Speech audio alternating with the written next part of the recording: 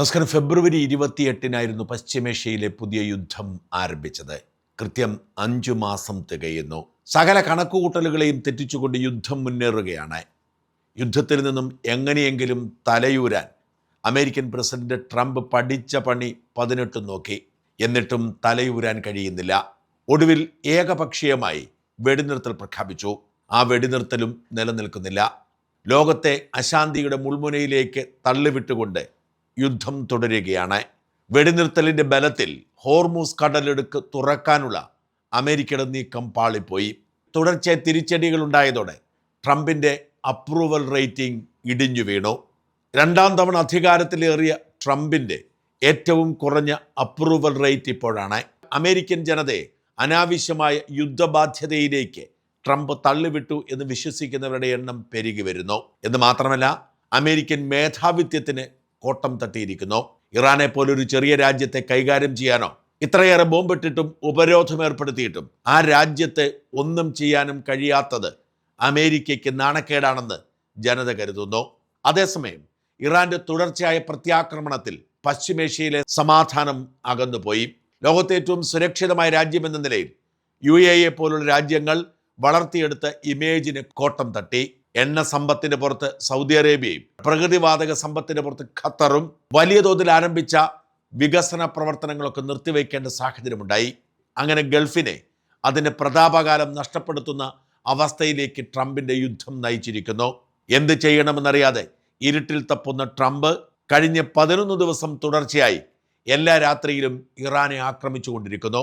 യുദ്ധത്തിന് തുടക്കത്തിൽ ചെയ്തതുപോലെ തലങ്ങനെയും വിലങ്ങനെയും ബോംബിടുകയാണ്. ഇറാന്റെ വിവിധയിടങ്ങളിൽ നിരവധി ബോംബുകൾ വന്നു വീഴുന്നു. അനേകം പേർ കൊല്ലപ്പെടുന്നു.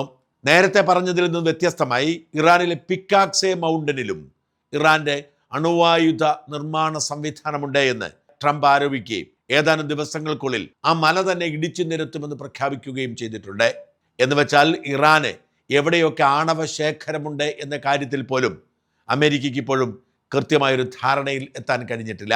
എല്ലാ അർത്ഥത്തിലും ഇറാനെ വളഞ്ഞിട്ട് ആക്രമിക്കുകയും അനേകം പേരുടെ ജീവനെടുക്കുകയും ചെയ്തിട്ടും യുദ്ധത്തിൽ വിജയിക്കാൻ കഴിയാതെ പോകുന്നു എന്ന് മാത്രമല്ല, ഇറാൻ തിരിച്ചടിച്ചുകൊണ്ടേയിരിക്കുന്നു. ഓരോ തവണ അമേരിക്ക ആക്രമണം നടത്തുമ്പോഴും അയൽ രാജ്യങ്ങളിലേക്ക് ഇറാനും ബോംബിടുകയാണ്. ഇറാന്റെ മിസൈലുകളും ഡ്രോണുകളും UAEയെയും ഖത്തറിനെയും സൗദിയെയും ബഹ്റിനെയും കുവൈറ്റിനെയും ഒമാനെയും ഒക്കെ വളഞ്ഞാക്രമിച്ചു കൊണ്ടിരിക്കുന്നു. ഏറ്റവും അധികം ആക്രമിക്കപ്പെടുന്നത് ചെറുരാജ്യമായ ബഹ്റൈനാണ്. കോവിഡാനന്തരം സമ്പദ് വ്യവസ്ഥയെ ശക്തിപ്പെടുത്തിക്കൊണ്ട് മുമ്പോട്ട് വന്ന ഗൾഫ് രാജ്യങ്ങളെ സംബന്ധിച്ചിടത്തോളം സുരക്ഷിതത്വ ബോധം നഷ്ടപ്പെട്ടത് വലിയ പ്രതിസന്ധി സൃഷ്ടിക്കുന്നു. എണ്ണ സമ്പത്തിൻ്റെയും പ്രകൃതി സമ്പത്തിൻ്റെയും മെച്ചത്തിൽ വലിയ തോതിൽ നിർമ്മാണ പ്രവർത്തനങ്ങൾ നടത്തിയായിരുന്നു ഈ പശ്ചിമേഷ്യൻ രാജ്യങ്ങൾ സമ്പദ് വ്യവസ്ഥയെ പുഷ്ടിപ്പെടുത്തിയത്. എണ്ണ കയറ്റുമതിക്കൊപ്പം തന്നെ നിർമ്മാണ പ്രവർത്തനങ്ങളിലും നിക്ഷേപിച്ചതുകൊണ്ട് വലിയ തോതിൽ വളർച്ചയുണ്ടായി. മാത്രമല്ല, പാശ്ചാത്യ രാജ്യങ്ങളിലെ സെലിബ്രിറ്റികളും സമ്പന്നരും അവധി ആഘോഷിക്കാൻ ദുബായ് അടക്കമുള്ള രാജ്യങ്ങളിലേക്ക് എത്തിക്കൊണ്ടിരുന്നു. സംഘർഷം വ്യാപിച്ചതോടെ ടൂറിസ്റ്റ് മേഖല ഏതാണ്ട് പൂർണ്ണമായി സ്തംഭിച്ചിരിക്കുന്നു. അതുകൊണ്ട് തന്നെ ദുബായും അബുദാബിയും ദോഹയും അടക്കം പശ്ചിമേഷ്യയിൽ ഏറ്റവും സുപ്രധാനമായ നഗരങ്ങളൊക്കെ സാമ്പത്തിക ഞെരുക്കത്തിൽ തുടരുകയാണ്. ഇവിടങ്ങളിലുള്ള വൻകിട ഹോട്ടലുകൾ അടക്കമുള്ളവ അടഞ്ഞു കിടക്കുന്നു. എമിറേറ്റ്സും ഖത്തർ എയർവേസും ഗൾഫ് എയറും ഇത്തിഹാദും അടക്കമുള്ള വിമാന കമ്പനികൾ ഇപ്പോഴും സർവീസ് തുടരുന്നുണ്ടെങ്കിലും അനിശ്ചിതത്വവും സംഘർഷവും ആശങ്കപ്പെടുത്തുന്നതാണ്. ഈ വിമാന കമ്പനികൾ ടിക്കറ്റ് ബുക്ക് ചെയ്യുന്നവരെ തുടർച്ചയായി ഓർമ്മിപ്പിച്ചുകൊണ്ടിരിക്കുന്നത് യാത്ര പുറപ്പെടും മുമ്പ് നിങ്ങൾ പരിശോധിക്കണമെന്നാണ്. വിമാന സർവീസുകൾ ക്യാൻസൽ ചെയ്യുന്നത് ഇപ്പോൾ പതിവായിക്കൊണ്ടിരിക്കുന്നു.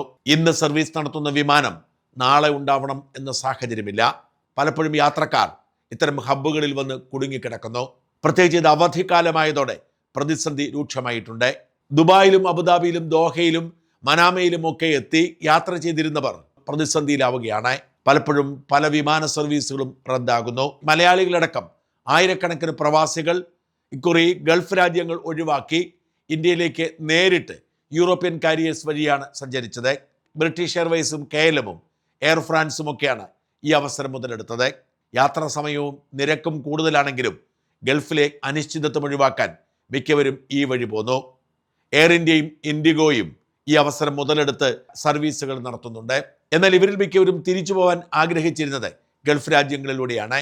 അങ്ങനെ ഇവിടെ എത്തപ്പെട്ട പലരും തിരിച്ചുപോക്കിനെ ഓർത്ത് ആശങ്കപ്പെടുന്നു. ആയിരക്കണക്കിന് മലയാളികളാണ് പാശ്ചാത്യ രാജ്യങ്ങളിൽ നിന്നും കേരളത്തിൽ ഇപ്പോൾ അവധിക്കെത്തിയിരിക്കുന്നത്. അവരുടെ തിരിച്ചുപോക്കിനെ കുറിച്ചുള്ള അനിശ്ചിതത്വം അവധി ആഘോഷത്തിന്റെ സന്തോഷം കെടുത്തുന്നു. ഏത് വിമാനത്തിൽ എന്ന് തിരിച്ചു പോകും എന്ന് തറപ്പിച്ച് പറയാൻ കഴിയുന്നില്ല. ഗൾഫ് രാജ്യങ്ങളിലൂടെ വിമാന ടിക്കറ്റ് എടുത്ത മിക്കവരും തന്നെ നിശ്ചയിച്ചതുപോലെ തിരിച്ചു പോകാൻ കഴിയുമോ എന്ന ആശങ്കയിലാണ്. ഭാഗ്യവശാൽ യുദ്ധത്തിലേർപ്പെടുന്ന രാജ്യങ്ങൾ, പ്രത്യേകിച്ച് ഇറാൻ, വിമാന കമ്പനികളെ വെറുതെ വിടുന്നത് കൊണ്ട് ഇപ്പോൾ റിസ്ക് എടുത്ത് ഈ സംഘർഷ ഭൂമിയിലൂടെ യാത്ര തുടരുന്നു എന്നത് മാത്രമാണ് പോസിറ്റീവ് സൈഡ്. എന്നാൽ ഇത് എത്ര കാലം എന്ന ആശങ്ക എല്ലാവർക്കും വ്യക്തമാണ്. 5 മാസമായി തുടരുന്ന സംഘർഷം ഇങ്ങനെ നീണ്ടുപോയാൽ പശ്ചിമേഷ്യൻ രാജ്യങ്ങളുടെ നട്ടെല്ലൊടിയും. ഇപ്പോൾ തന്നെ ഇന്ത്യക്കാരടക്കമുള്ള പ്രവാസികൾ ഈ അറബ് രാജ്യങ്ങൾ നടത്തുന്ന മിക്ക കച്ചവടങ്ങളും നഷ്ടത്തിലാണ്. ഇതിനിടയിൽ അമേരിക്കൻ ജനത ട്രംപിനെതിരെ തിരിയുന്നത്. ജോർദാനിൽ അമേരിക്കൻ ബേസ് ക്യാമ്പിൽ ഇറാൻ നടത്തിയ ആക്രമണത്തിൽ 3 അമേരിക്കൻ പട്ടാളക്കാർ കൊല്ലപ്പെട്ടെന്ന് ഒടുവിൽ സ്ഥിരീകരിച്ചിട്ടുണ്ട്. കാണാതെ പോയി എന്ന് പറഞ്ഞ മൂന്നാമൻ്റെ മൃതദേഹവും കണ്ടെത്തിയിരിക്കുന്നു. 37.5 ബില്യൺ അമേരിക്കൻ ഡോളർ ഇതിനോടകം ഈ യുദ്ധത്തിന് വേണ്ടി ചെലവാക്കി എന്ന് പീറ്റ് ഹെഗ്വത്ത് വെളിപ്പെടുത്തിയിട്ടുണ്ട്. ഇതിനിടയിലാണ് സൗദിക്ക് നേരെ ഹൂത്തികൾ ആക്രമണം ശക്തമാക്കിയതും സൗദിയുടെ മേൽ ഉപരോധം ഏർപ്പെടുത്തുമെന്നും പാഠം പഠിപ്പിക്കുമെന്നും പ്രഖ്യാപിച്ചതും. വെടിനിർത്തൽ കരാറിന്റെ വാർത്ത പുറത്തു വന്നപ്പോൾ $70 താഴേക്ക് താണ എണ്ണവില ബാരലിന് $95 ഉയർന്നിട്ടുണ്ട്. $120 വരെയായി ഉയർന്നേക്കുമെന്ന ആശങ്കയാണ് എണ്ണ വിപണിയിൽ നിന്നും പുറത്തേക്ക് വരുന്നത്. ഇതിനിടയിൽ എന്ത് ചെയ്യണമെന്നറിയാത്ത ട്രംപ് വീണ്ടും അയൽ രാജ്യമായ കാനഡ അടക്കമുള്ള രാജ്യങ്ങൾക്ക് നേരെ വ്യാപാര യുദ്ധം കൂടി പ്രഖ്യാപിച്ചതോടെ ട്രംപിന് എന്ത് സംഭവിച്ചു എന്നാണ് പലരും ചോദിക്കുന്നത്. പശ്ചിമേഷ്യൻ രാജ്യങ്ങൾ ഉറക്കം കെടുത്തുന്ന മറ്റൊരു വാർത്ത പുറത്തു വരുന്നു. അറബ് രാജ്യങ്ങളിൽ സുരക്ഷിതത്വമില്ല എന്ന് തിരിച്ചറിഞ്ഞ് ആ രാജ്യങ്ങളിലെ നിക്ഷേപകർ പാശ്ചാത്യ രാജ്യങ്ങളിലേക്ക് നിക്ഷേപം മാറ്റുന്നു എന്നതാണ് അത്തരത്തിലുള്ള ഒരു റിപ്പോർട്ട്. ലണ്ടൻ നഗരത്തിലെ റിയൽ എസ്റ്റേറ്റ് വിപണി ഉണർന്നെന്നും അവിടെ വീട് വാങ്ങുന്നവരിൽ വലിയൊരു പങ്കും അറബ് രാജ്യങ്ങളിലെ സമ്പന്നരാണെന്നും വ്യക്തമാകുന്നു. അവിടൊക്കെ കോടികൾ മുടക്കി അവർ വീട് വാങ്ങുന്നത് വഴി ലണ്ടനിലെ വീട് വില ഉയരുന്നുണ്ട് എന്നാണ് റിപ്പോർട്ട്. അറബ് രാജ്യങ്ങളിൽ സുരക്ഷിതത്വം നഷ്ടപ്പെട്ടതുകൊണ്ട് സമ്പന്നരായ അറബികൾ ഇപ്പോൾ യൂറോപ്യൻ രാജ്യങ്ങളിലേക്ക് വീട് വാങ്ങി താമസം മാറ്റുന്നു എന്നതാണ് ഈ വാർത്തയുടെ ഉൾക്കാമ്പ്. ഇത് ഈ രാജ്യങ്ങളുടെ വിപണിയുടെ മേലുള്ള ആത്മവിശ്വാസത്തെ ബാധിക്കും. എന്ന് യുദ്ധം അവസാനിക്കും എന്നറിയാത്ത ഈ അനിശ്ചിതത്വം ഗൾഫ് രാജ്യങ്ങളുടെ നടുവൊടിക്കുമെന്ന് തീർച്ചയാണ്. ഒടുവിൽ സഹികെട്ട ട്രംപ് അണുവായുധം പ്രയോഗിക്കുമോ എന്ന ആശങ്കയും ശക്തമാണ്. എന്തായാലും ട്രംപ് തുടങ്ങി വെച്ച യുദ്ധം ലോകത്തിൻ്റെ സമാധാനം കെടുത്തുന്നു.